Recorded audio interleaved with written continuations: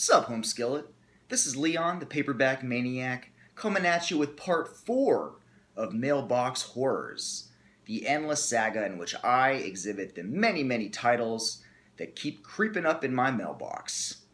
Now, today we're going to be playing a little catch-up. I feel like I've received some of these titles a while back and just never happened to show them in any video. At least I'm fairly certain I haven't showed them in any video. I'm sure you'll let me know if I have. But yeah, grab a drink, sit back, relax, have your pen and paper ready if you're so inclined, and let's get to it. By the way, did I ever show you my ugly mugglies? That's no-nos. Isn't that cute? Alright, so the first book we're looking at today is Adventureland by Steve Harris. This book was published by Headline in 1991. The paperback edition was in 1991, though it was originally published in hardcover by Headline. Steve Harris is not very widely known in the U.S., but he was a UK horror writer who published a few novels in the 90s and then sort of vanished off the face of the earth. I had never heard of this guy. I've got to give a shout out to my buddy Anthony from this Facebook group who is just a font of knowledge and never steers me the wrong way. And so I think I'm really going to like this one. I'm glad that he got me hip to him. So Adventureland. And then another one by Steve Harris. Got a hardcover. This is the Hoodoo Man. This was his follow-up, I believe. I think this was his second novel. Yeah, it was published by Headline in 1992. And if that cover image looks familiar and you're a fan of the Phantasm movies, yeah, you would be correct. It is very similar to the Phantasm original one-sheet cover. You even got the ball, the sphere there, and you've got the man sort of looking very tall man-esque. But that's a gorgeous cover. Just what a highly detailed and just amazing work of art there. That's like the kind of thing that I would definitely frame and hang on my wall. Okay, next up, got the bad lighting again today. Sorry, folks. Next up, we've got Twisted Tales by Bruce Jones. This book was published by Blackthorn as part of their paperback series in 1987. Bruce Jones was a famous comic book artist.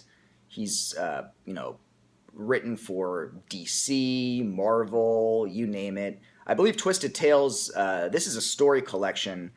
He had a comic series from, 1982 to 1984, sort of hearkening back to EC Comics, kind of that same sort of Tales from the Crypt style. So this is basically just his stories in prose form, and looks like a lot of fun. That is an amazing cover. And yeah, I originally heard of this book when I was reading a back issue of Fangoria magazine. Actually, Fangoria's Nightmare Library section, where they review books, has been that's one of my go-tos, and I've actually discovered quite a few of these things that have kind of been forgotten since through that magazine, and this is one of them. So excited to check that out. Okay, next up, we've got a book called The Entity by Nina Mandalik. This was published by Diamond in 1991. You're going to be seeing quite a few Diamond books in this video, and a lot of books from 1991. In fact, I'd say the vast majority of these titles are from the early 90s. Early 90s are my jam. I don't care what the haters say. So there's one that seems like a cheesy, good old early 90s supernatural horror fun. Okay, next up, we've got The Devil's End by D.A. or Deborah Fowler. I reviewed Deborah Fowler's first book, What's Wrong with Valerie, not too long ago. If you saw that video, you'd know that I was blown away by Miss Fowler, and I'm super excited to read everything that she published, including this one. This book was published by Pocket in 1992, and it is apparently Halloween horror, which makes me even more excited. And what a cool, cheesy cover that is. I will certainly be reviewing this next October. You can count on it. I've kind of been gathering a reading list for October, and this will definitely be in there. You can count on that. So, yeah, love Halloween horror, love Deborah Fowler, so very excited for this one. And then another Deborah Fowler book, which I am equally excited for, is The Book of the Damned. This one seems outrageous and like a lot of fun, a lot of good, cheesy 90s fun. This one was published by Pocket in 1993. And yeah, all these Deborah Fowler books, just can't wait to get to them. Actually, I can wait.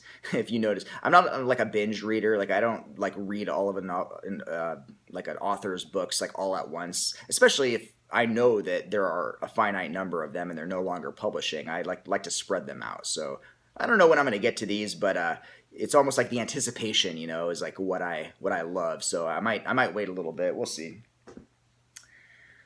Okay, next up, we've got a novel called Cold Front by Barry Hammond. This book was published by Signet in 1982, and it's got one of Signet's characteristically blue early 80s covers, which I love so much. And this one seems really cool, really, really cool. I'm eager to check it out and see what it's all about. Okay, next up we've got kind of a trilogy of sorts. This is Curse of the Vampire by Jeffrey Kane, and it was published by Diamond in 1991 as well. Jeffrey Kane was a pseudonym for Robert W. Walker, whose novel Aftershock I reviewed on this channel and liked quite a bit. That was a good, little slab of 80s cheesiness that was a lot of fun. And so he wrote sort of a trilogy of books all centered around a dude named Abraham Stroud. He's apparently a psychic archaeologist who sort of just has all of these crazy encounters with various monsters. So in this first book in the series, clearly he's battling vampires. Okay. Then in the second book in that series, Wake of the Werewolf, he's battling, as you can see, werewolves. This one was also published by Diamond in 1991 as well. And then in the third one in that series, centered around Abraham Stroud, we've got The Legion of the Dead.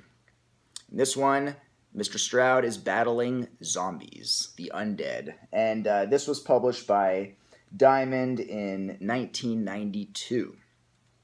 So, yeah, all three of these look like a lot of fun. Based on, my enjoyment of Aftershock. And I picked up I have a few other of Robert W. Walker's titles. I am super, super happy to have these and look forward to reading them.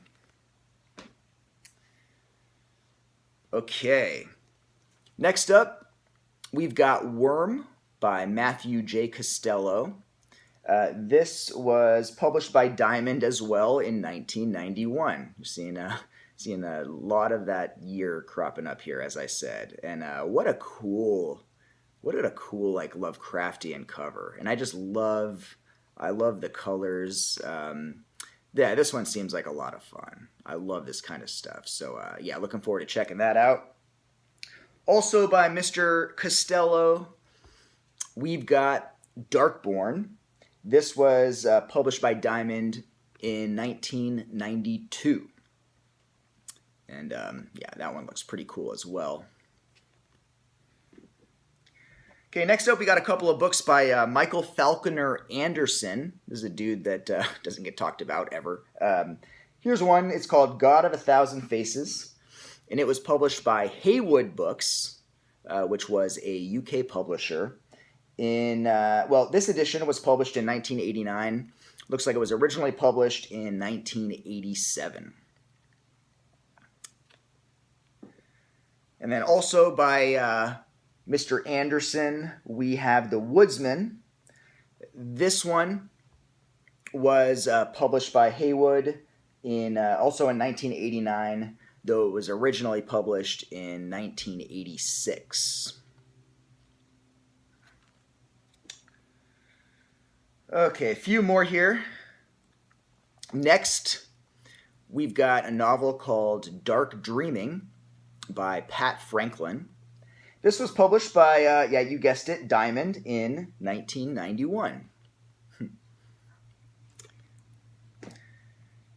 Okay, and next up, we've got Footsteps by Robert Irvine. This one was published by Pinnacle in 1982. Clearly, this is earlier, right, in the 80s. I showed this author's book, well, yeah, The Devil's Breath. I think I had that in a previous collection or haul video.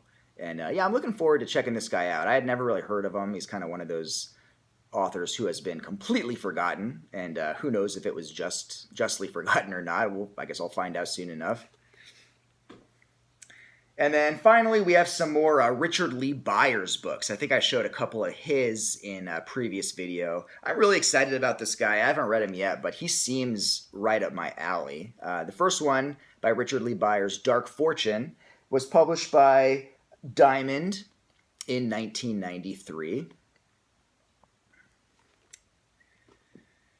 And then the next one by Richard Lee Byers, this one's pretty common, like you see it a lot. This is The Vampire's Apprentice, and this was published by Zebra in 1992.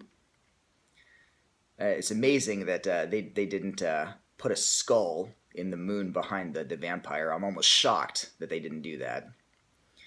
You know how Zebra likes to include skeletons and everything. But they didn't in this one either. The final book, guys, of this video, we've got Dead Time by Richard Lee Byers. So this was published by Zebra also in 1992.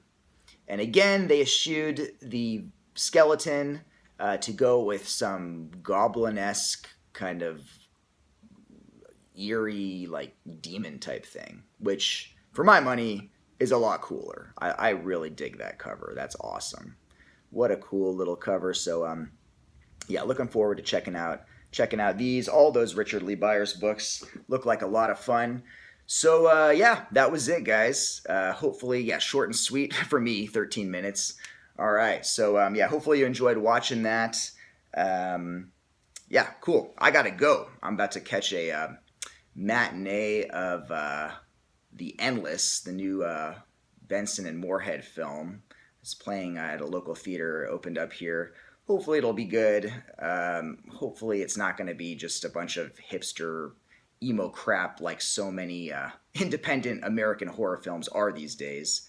One can only hope, right? But yeah, anyway, keep a lookout for another review in the next day or two. And until then, peace out.